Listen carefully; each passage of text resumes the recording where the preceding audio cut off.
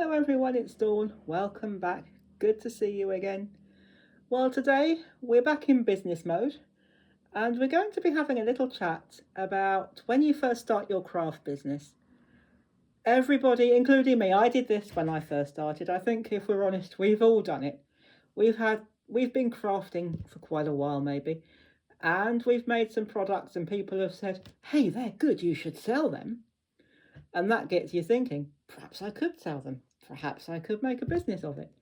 And what do we all do, including me? I've done this too when I first started.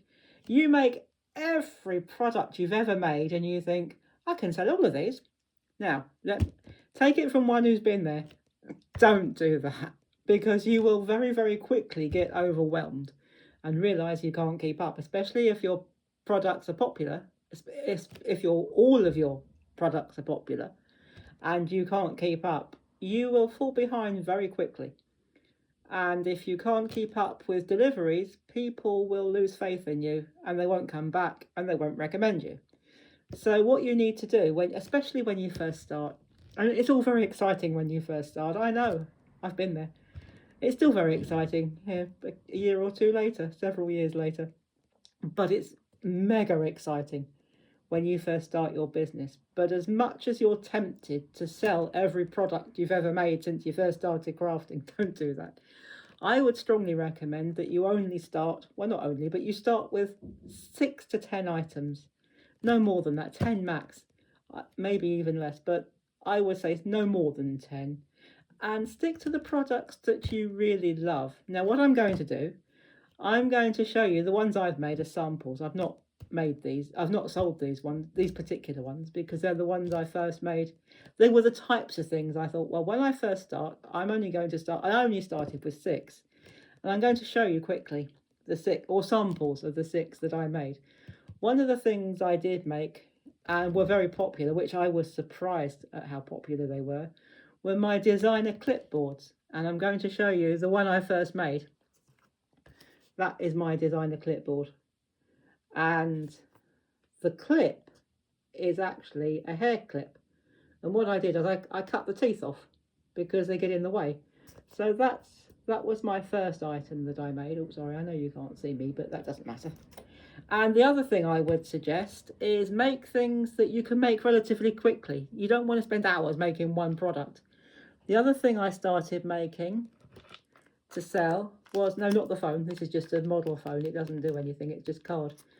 Phone charms. Now, if you're going to make phone charms, that's absolutely fine, but make them quick and simple. Maybe alternate beads like I've done with this one, or anything you've got. Make it quick. Make most of your first products, make them quick and easy to make. And another one that I was surprised, my little ladybird or ladybug. Well, you can either use it as a bookmark. I marketed this as a bookmark originally, but then some of my customers told me what they were doing. They were sticking them in their plant pots. If they had house plants, they were sticking them in their plants or in their pots. So that's another thing. You make sure that you look at your products and think, what else could they be? And that wasn't actually my idea. It was from another customer. So that was one of my first things. These are just made out of spoons, wooden spoons. If I turn it round, you can see. And but you do need wood glue if you're going to use wooden spoons. You can use plastic spoons, and there, I think plastic spoons, depending on where you are, easier to get. But anyway, I use spoons and made a very simple ladybird or ladybug bookmark or plant pot decorator, whatever you want to use it for. And one of the other things I made was a bag charm. Again, very easy, but because it had these little seahorses on it, which you could get in a jewellery shop, or some people call it a thrift shop or charity shop, that was one of the things I made. And the quickest thing I've ever made, now this was one of my best sellers, not this particular one, again, this is just a sample, but it's a gift card holder, or you could use it for money, or for cash. So that was one of the first things I made. And those 5 things are very quick and easy to make, especially that. You could make dozens in a day. And then I have one product that took a bit longer. In fact, I think it took about a week to make, but It's what I call my special product. So if you want to have a special product, we'll get to services in a minute. Don't worry, I haven't forgotten you. Those who want to do service-based businesses, I haven't forgotten you. We'll get to you in a minute, I promise. But one of my best sellers was one like this. Okay, this is Tigger, but if you've seen me demonstrate this before, you'll know what it does. You could just keep it as a cuddly. I actually keep it on Tigger. This was the very first one I designed, and because it was my first one, I kept it. But if you turn it over, he turns into eel. So make something that's a bit of a surprise, and that's what he looks like on the back. He's got his mane, he's got his tail. So I'm actually going to put it back onto the Tigger because he's my favourite, because he's always like me, in trouble for saying the wrong things. So that's what you need to do. If you're product based, start with things that are quick and easy to make and things that you love, and don't start with too many. And now, for you lovely people out there who are doing service-based businesses, I said I hadn't forgotten you, and I haven't. So I would start, if you're going to do classes, if you're going to run craft classes, don't think, oh yes, I'll do this, this, this, this, and this.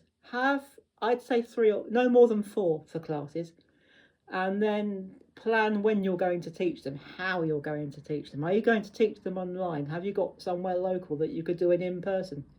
Perhaps you could do a bit of both. So keep it simple and don't overcomplicate it.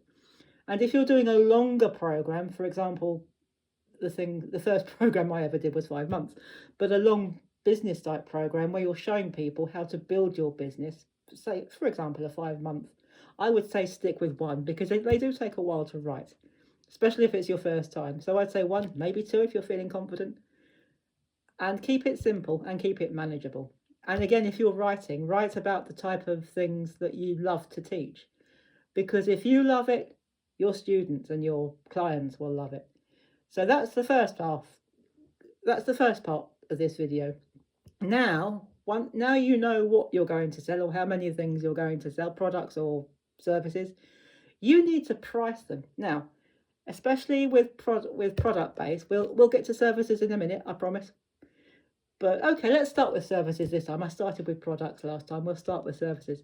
If you're going to be a service-based business, say for example, you're going to be running classes, what you need to do is, the worst thing you can do is let people dictate to you or suggest what they're, oh, I'll pay you £5 for a class. No, you won't. No, they won't.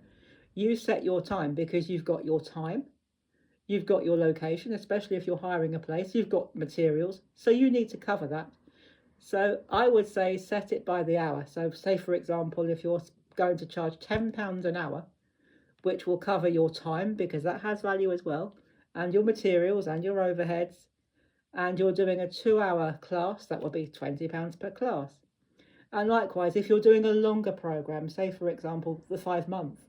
Now, if you're doing a monthly, a 5-month long, like a type of business program, don't charge any less than £500 per month. I know that sounds a lot, but again, it's your time.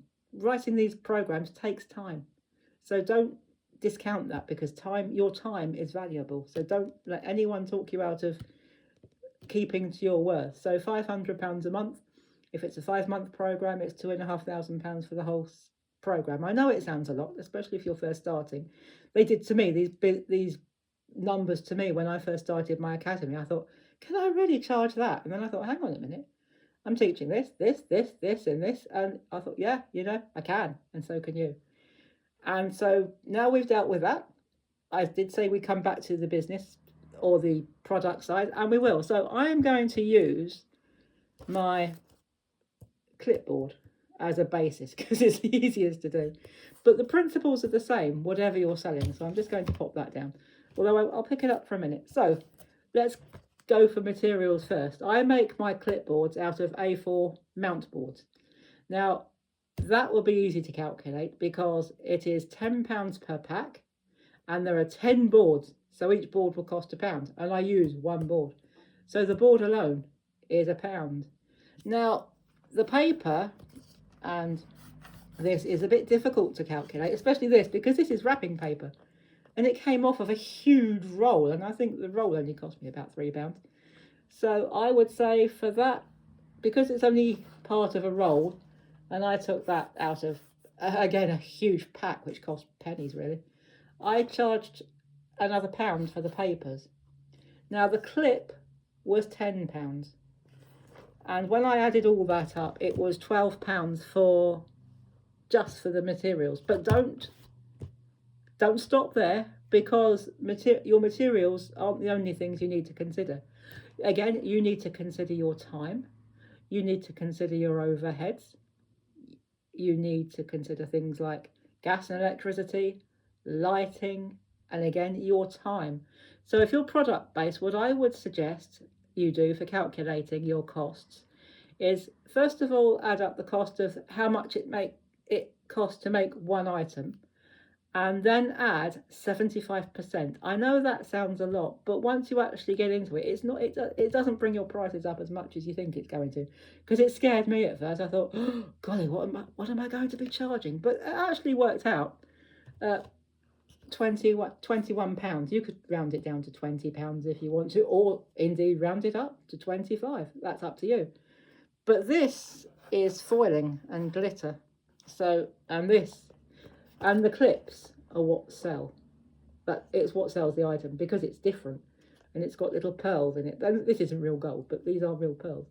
So if you're going to, I'm not saying that everybody has to sell clipboards, but what I could have done, if I wanted to make these a bit less expensive, this is an A4, I do mini ones, but if I wanted to make this a bit less expensive, I could use a different clip, a less expensive clip. I could use a coloured clip or something like that. And you can do the same. So whatever you're making, stylize it. That's a good word, isn't it? I can't think of a better one, so it'll have to do. So arrange it so that it fits in with your style. I think that's what I meant to say. Make it your style. Again, like I said in an earlier video, so that people will look at it and they'll say, oh yeah, she made that. Or if you're producing a class, keep your teaching, don't change your teaching style. If you're known for being quite bubbly and cheerful, if that's your natural character, if you're naturally bubbly and happy and cheerful, make sure you keep your classes and your programs upbeat and bubbly. Don't sit there thinking, oh, I have to be serious, I'm teaching. No, you don't. Because if you make it fun, people will learn more, because you learn more if you're enjoying it, and they'll want to come back because they'll enjoy that vibrant personality that you're known for. So so just a quick recap, we're nearly done. Keep your products to 6 to 10, just a quick recap. No more than 6 to 10 to begin with. If you've got others that you think, do you know what, I really do want to sell them, that's fine, you can. But keep them back, so once your business starts to make money and you start to make regular sales, then you've got products already back for a new launch. So, coming next in, and then say your business, and show your new products and say when they're coming. Don't put them out straight away. Say, in 3 weeks' time, these will be available, and give people something to look forward to.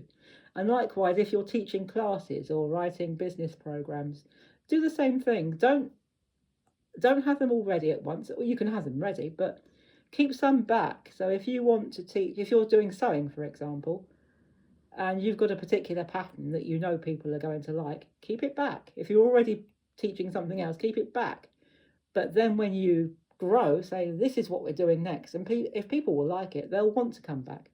So keep it manageable and keep it small. And when you're pricing your products and your services, make sure that you know your worth and stick to it. Don't let anyone talk you out of, or talk you out of your prices, or talk you down. If people really want your products, they'll pay your prices. And if people want your services, they'll pay your prices. So keep it real, keep it manageable, and know your worth. I'll know if you're cheating. So keep it manageable, know your worth. So that's it for today. Remember, pricing and products and services, keep it all manageable, and don't let anybody talk you out of your prices, because as I said before, if people really want what you're selling, they will pay your prices. And if you're good at it and they like it, they will recommend you.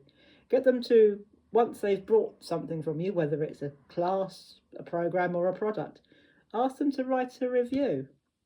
So that really is it today. Thank you so much for joining me. Have a fantastic weekend, and I will see you on Monday. And until then, take care, everybody. Have fun. And as always, happy crafting. Bye bye for now.